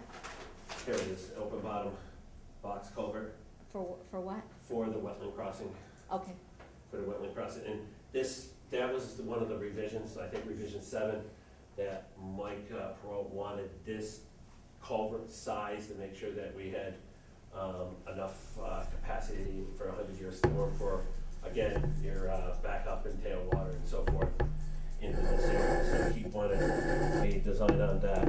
I think a couple of the other issues were just detail.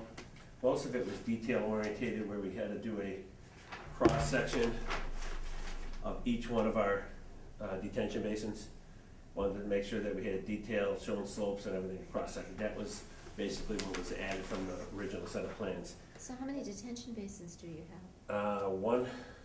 A big one here, a small one right here that picks up the water from the roadway here. Mhm. This one picks up the lower end of the site, and there's one, So are they sedimentation basins too? or- there's actually a sediment forebay into a detention basin, sediment forebay into detention basin. And then there's one that picks up this area of the road and parking lot, Mhm. up on this section of the site. That picks up here. The entire area is hay bales and silt fence, complete construction perimeter. And as your order conditions, as you were going through the last one, I was reading through your G, H, and your construction provisions. They were all included in the original order conditions as well. So I mean, basically, it's the same set of plans except for some details that have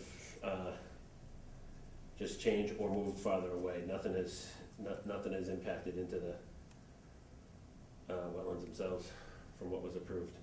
And in order to get final planning board, we have Mike Sprout's letter with that.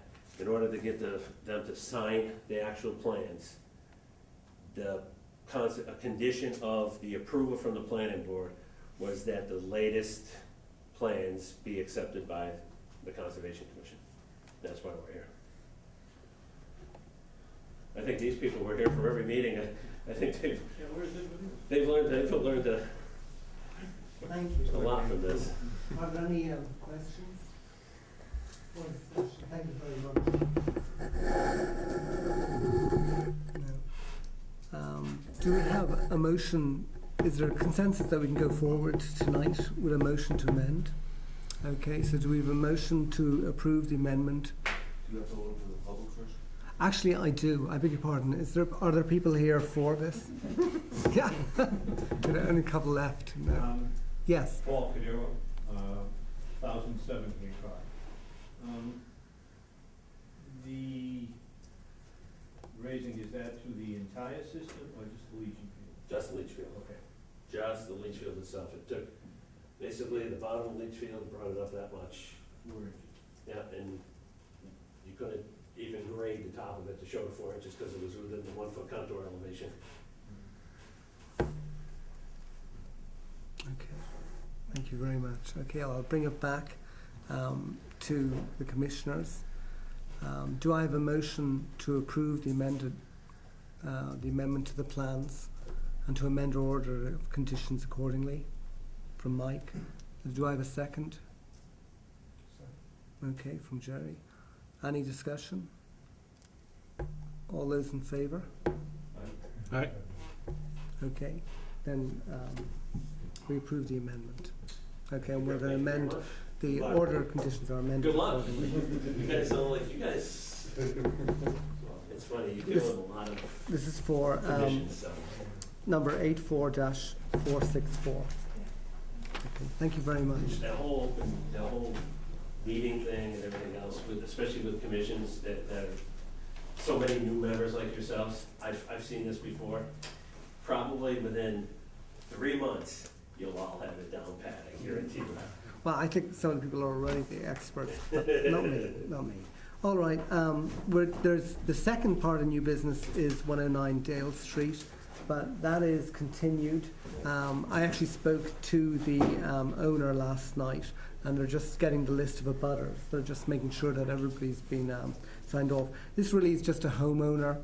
He's just extending his swimming pool that he's building. It really is. He's already got an order of conditions on the construction of his building. Okay, we'll move to, is there any other new business? Does anybody have any other issue? I actually have a couple.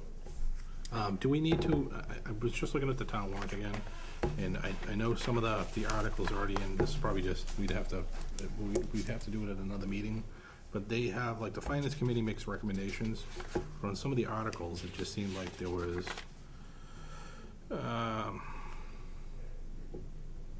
what do we had? The one for, American Wetlands Month, I know they said that should be approved, but I mean, do we want to say that we also think that it's a good idea to do this also too, or do we have, it was by petition? Oh, Actually, that was Mr. Dombrowski, and he came before us, and he did pass to us these papers.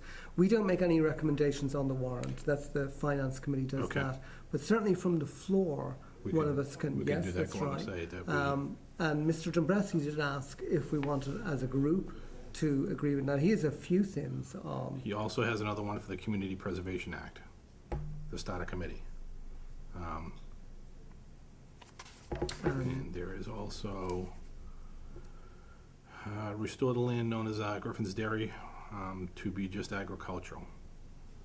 So I didn't know if anybody had read any of these, if they had any opinions on them, or if, I mean, do we need to bring this up into business at a regular meeting with that? We can. When is the town meeting again? June 10th. June 10th. The next meeting is June 11th. June 11th. So, well, we can meet on the night if you wish. It's the practice of the town meeting committees to meet on the night of the annual town meeting, where they want to make recommendations or they have articles in the warrant. Okay. So we can certainly schedule a meeting for that night. Not sure how it works in time, but we can do that. All the groups do that.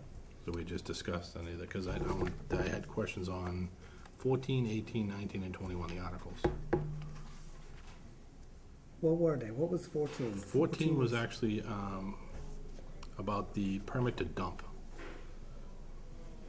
The permitted dump. Permit to dump more than 100 yards of fill in somebody's yard. They have to be going from the Board of Selectmen. But my question with that would be, okay, they don't need to come in front of the Conservation Commission if they're dumping dirt in the wetlands? I think they always have to, No, don't they don't, it doesn't exclude anything, it's an additional town bylaw that they're adding. Right. Because they're trying to deal with people bringing in a lot of fill. A lot of fill. My only concern with that is that if they went and just had to try and get a permit to put in their backyard and not go in front of any other board, and just got permission from the Board of Selectmen, and they didn't look at a plot plan or anything else, and didn't know where any of the wetlands were, now they've got permission from the Board of Selectmen to dump dirt in their backyard Well, over 100 yards. I don't think that would actually happen, to be Okay. honest. I mean, in theory, actually, if the Conservation Commission isn't here, it's the Board of Selectmen that actually does look after this. But the building inspector, Mr. Noonan, you were saying, but the building inspector would be the first guy, first line of attack. He would certainly come before the Conservation Commission. So I'm not too sure if that really, Okay. you know.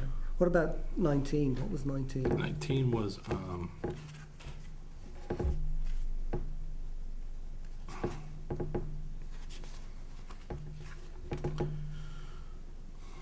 Community Preservation Act Committee to study and evaluate the presentation and recommendation and implementation of a committee of the Community Preservation Act. So this is by petition. He wanted to do the Community Preservation Act. And No, we talked about that, or at least we did look at that earlier on. Does everybody know what the Community Preservation Act was? It really is, I think it really applies to urban areas. Would that be right, do you think, Joe? actually, no, it's actually, the Preservation Act is actually I read a bunch of stuff on this. He's actually just asking for a committee for this, to study this. But the act itself, the act says that they can actually assign a percentage, up to 3% to your taxes, your real estate taxes. Yes, But the sorry. minimum of 1%. Yes, sorry, I actually mixed that up. And that's right, I was thinking of something else. But yes, actually, this is something that actually does have a lot of issues for the Conservation And Commission. all of the money that would be produced by this would be for the purchase of open space, recreational space, and there was a couple of the others that were in there also too. And some local towns have Community Preservation Act, Right. and they've done nice Norwell. things well. Norwell has $1 million. And Yes. Hingham does too, I think. From $1 my million. understanding, out of the 351 towns, 122 have done this. So It's an increase in taxes. It is. We would actually benefit as a commission for that, because it would be the commissioners that would actually work out what to do. I know Norwell is refitting their pond area. I remember when I was on the finance committee years and years ago, this came up, and it died a death. Well, this is actually explained at town meeting, I don't think it's gonna pass. No. You'd have somebody put a house on the market for $280,000 in this town, and they got a $150,000 note. Okay, so you got $130,000 left over, pay the realtor out of that, and then the 3% is the $280,000, not what's left over. Right. So, when it's explained the correct way, it'll be shut down. I think you're right to bring it up, Joe, but do we feel comfortable as a commission to make any stand on this or make a proposal? As a resident, I'm against it. Had nothing to do with the commission. Yeah. But as a resident, I'm against it. But, are we gonna have a meeting to discuss all these? We can, if you think, we can have a meeting before the... Before that, What, do you wanna have the commission I- to stand on it? Is that what you're asking? Yes, that's right.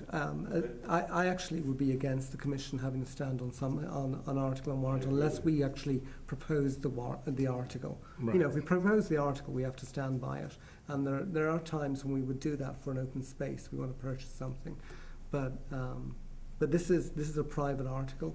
I think there's nothing that stops the commissioners privately standing up and speaking for or against it. Do you think that we need? I mean, do we have enough time before the town meeting for notice for our meeting? Yeah. Yeah. So, if you like, we can actually have a specific meeting at the town meeting. It'll be on half an hour before the town meeting. we'll, Yeah, my only, bringing this up, my only issue was that I don't want to speak for the board. Right. Everybody has to have their input into it first, but also sitting in town meeting and listening to articles being brought up at a town meeting, and it has something in it where the Conservation Commission has spoken into it, in the back of my head, I'm going, well, what's their thought on this? And it's just being brought up by a petitioner. Do they have any input for this? yeah. You know, and to that, we could say, well, we talked about it, and we either don't like it, or we do like it, or, you know, whatever it is, but it's a consensus of the board, not just Right. one person saying what it's gonna be. And in fairness to the petitioner, Mr. Dombrowski, he did ask us about this a few weeks He ago, did. actually. What's number 21? 21 is, And it's just, and then I think we're gonna move quickly to the approval of the minutes. The minutes. to restore, actually is, to see if the town will vote to restore the land known as Griffin's Dairy referenced in blah, blah, so forth, as, back to agricultural use purposes. This was before you came on board as commissioner. I remember sitting here on the commission, and there were a group of people here, and the town manager at that time. They wanted the Griffin's Dairy Barn to go back to the agricultural and be an actual dairy barn, which I thought was rather interesting, where we're definitely in a residential area. And that's what they wanted to do. And there is actually a committee for the Dairy Barn Committee, and the town manager at that time was very keen about it. I'm not too sure if everybody quite understood that actually the people who are in charge of Griffin's Dairy Barn are you, the commissioners, because it's an open space, it's town land, but we're actually entrusted with it. And that's why it was very important that they came before us to talk about it. And I think this is out of that. They wanted to talk about it being just agricultural only. We do actually, it is one of the exceptions to the wetlands laws, just so you know that they do encourage this. This is, we do encourage the movement. I don't know if the Commission wants to have, again, a position on that, but maybe that is for something to talk about at the meeting. Do you think? Okay. Yeah, All right. I like to ponder that, because where do you get the money for the upkeep? Actually, they already voted some of it. They already voted to, they asked us, can they cut the grass, the swales that are there? Yeah. And we actually gave them authority to do that. And I think there's a cost of $10,000 a year, which they've started to cut the grass. So I don't think they've actually cut anything yet, have they? But that was the start, and they're going to cut it over a few years. And in a few years, the hay will be. Actually, there's somebody, Ms. Powers has mentioned, yeah. Well, because the problem with it is the way it was worded when we took the dairy, there was talk, the middle school, they wanted to build up there. This proposal is to keep it as open space, so that no developer can get in there and build something in there, that it can't be taken away. The people voted it for open space, believing it, but the way the wording is, it's, or other uses. And that's what the problem is. We want to make sure that that is used for open space for the town. Right, and then also doing the research in this also too, is that this is just not the only road that you can go on also too. There is you can also actually put a restriction on properties also too, that we have, that the Conservation Commission can do. They can restrict the usage of whatever it is to a specific purpose or purposes. So, I mean, it's something that I think the board should discuss, what we think, if it's gonna be restricted use, if it's gonna be uses for all purposes, if it's gonna be just for agricultural, if it's gonna be for public gardens, walking past, stuff like that. I think we should be the ones doing that, not, just having Although the actual arbiter of whether, that's why it's going up for a vote, Right. because the actual people who decide that particular restriction are the owners, who are the town inhabitants, the town citizens. But we can, as a commission, certainly we can say, for instance, people are coming forward to do, say with Dairy Barn, we can say if we think that is an okay thing to do with that open space as is. So, again, I'm not too sure that the Conservation Commission should have a position here, where this is not from the Conservation Commission. You know, we're not the Dairy Barn Committee, and we're not that private individual. But if I may, then we'll put those 3 articles on the meeting on June 10th. And then the only other one I had would be, we can probably discuss, you know, like Article 2, but it'd be for probably the fall meeting, which would be setting up, we try and set up a revolving account Yep. for, I mean, we have just a basic amount of money that's given to us every year just for Nancy, and we have nothing else for, actually, one of our purviews is to purchase open space. We have no money to do that. If we ever wanted to do that and try and go ahead and try and purchase Perhicke's farm, we'd have to go in front of the town or put it on a warrant for us to do that. But if we had a revolving account saying, so we're gonna take all of our fees now that we get from all the stuff we have, we can use that money for, we could use it for an engineer if we need one. We could use it for more hours for a secretary. We could use that for, you know, a bunch of different things. But as of right now, we have nothing. As far as, like, only because I just went through the purchase of open space, even if we had money, we still have to go through town meeting. Correct. Isn't our money put into, Nancy, don't we collect back our fees? Don't we pile them into an account right now? Yeah. Yeah, we don't have. We do. We do. So we do have a revolving account Well, it's somewhere? not a No, revolving we don't have No, a it's- revolving account. I mean, not for review fees, it just basically salary and expenses. Yeah, Yeah. Okay. so what happens is that we collect fees, you know, we collect the town portion, we get a portion of the DEP fee, plus we have a town fee that we get a portion of, and that money goes into an account that's set aside for us. We don't use all of it, right, Nancy? Oh, I think we do. No, No. no, but Goes to we general we fund, don't doesn't have. the- Afterwards. No, Ours is no. kept separate. Ours is separate. But it's not a huge amount. But a good reason for having a revolving account is, for instance, tonight we talked about, you know, one expert gave his input, and we were using, in Linwood, we were actually using some experts' opinions, and we can, as other groups like the planning do, have our own experts. Now, the poor contractor pays for it, the owner pays for that, but they send the money into us and we pay the Like the expert. planning board does. And that's right. No, we don't have an account for that. So And not that's everything's never a- been done, I think. That would make sense to do in the It's never been fall. done. So that's a good example. That Yeah. would be an excellent idea to do in the fall. Yeah.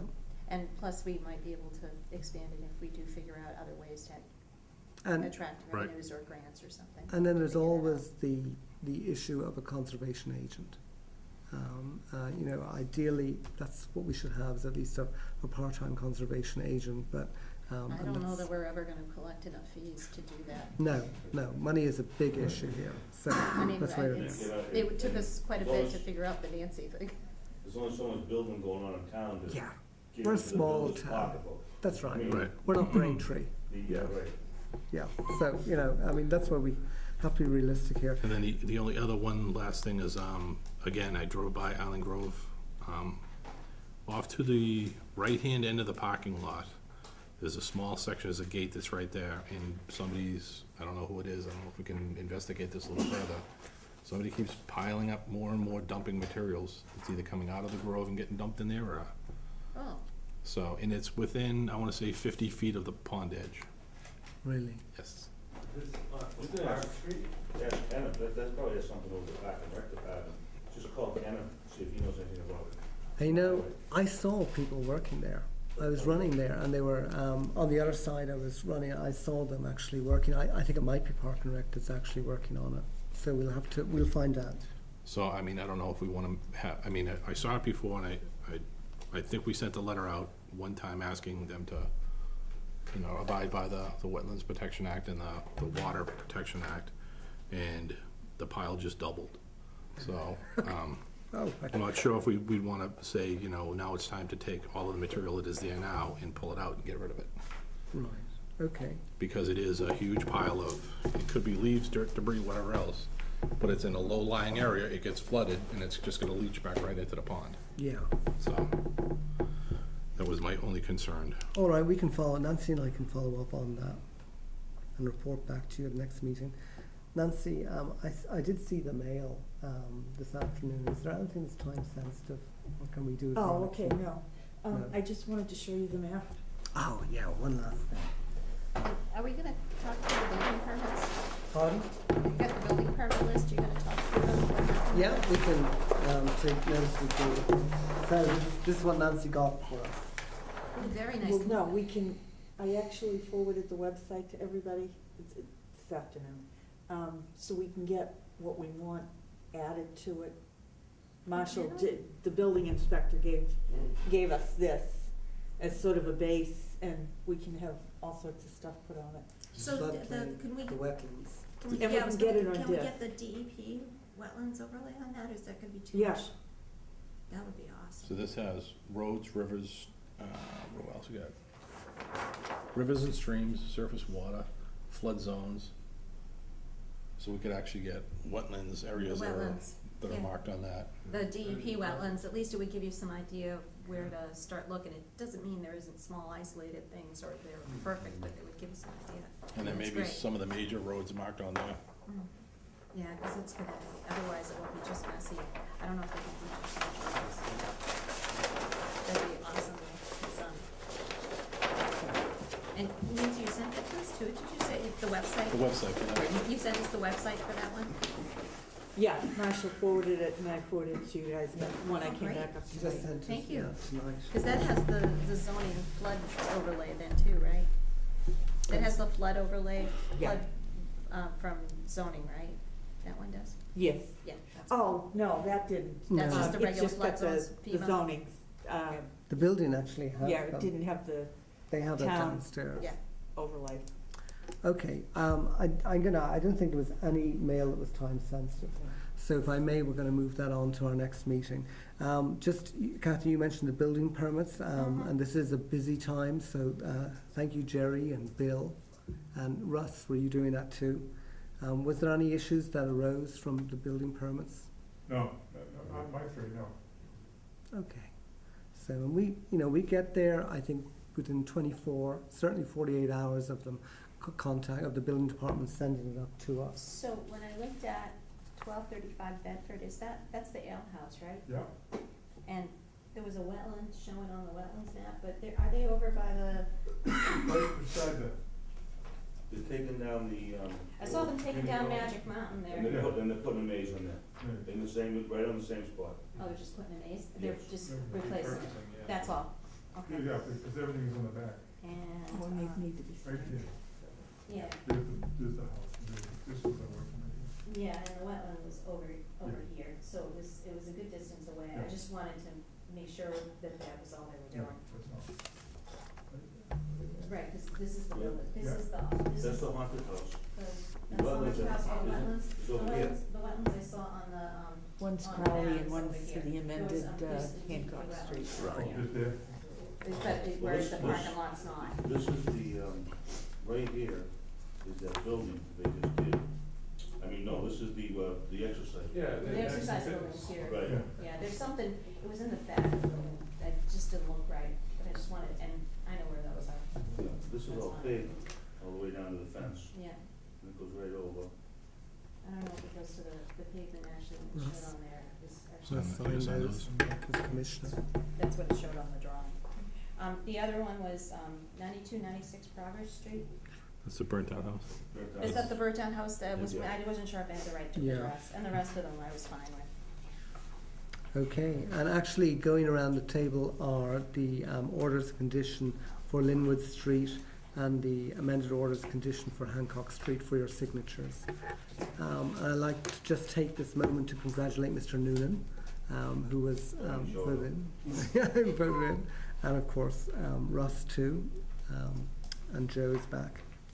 All right, is there any other business? Do I have a motion to adjourn? Thank you, Bill. Russ, you second. All those in favour? Aye. And actually, I should have said thank you, Nancy, for coming in on your vacation. Nancy, you're on vacation? Yeah. Oh, sorry.